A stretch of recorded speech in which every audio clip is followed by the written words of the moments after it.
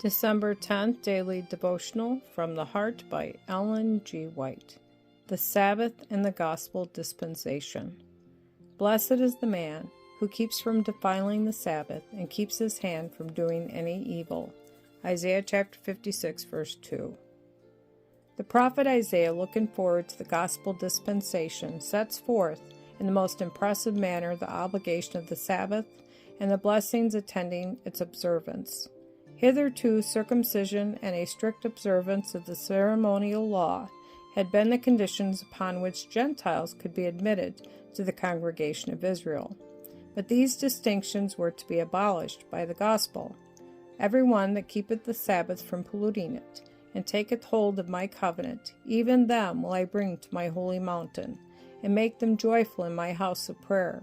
Their burnt offerings and their sacrifices shall be accepted upon mine altar. For mine house shall be called a house of prayer for all people. Isaiah chapter 56, verses 6 and 7.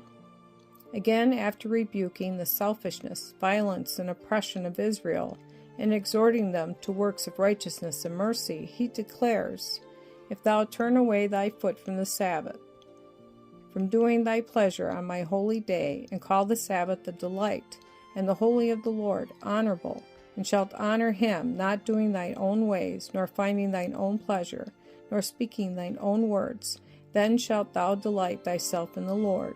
And I will cause thee to ride upon the high places of the earth, and feed thee with the heritage of Jacob thy father, for the mouth of the Lord hath spoken it. Isaiah chapter 58, verses 13 and 14. This prophecy reaches down the centuries to the time when the man of sin attempted to make void one of the precepts of God's law, to trample underfoot the original Sabbath of Jehovah, and in its stead exalt one of his own creation.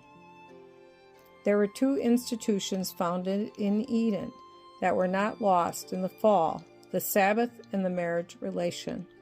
These were carried by humanity beyond the gates of paradise.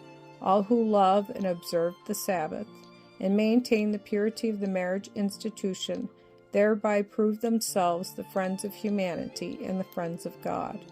All who by precept or example lessen the obligation of these sacred institutions are the enemies of both God and humanity, and are using their influence and their God-given talents to bring in a state of confusion and moral corruption.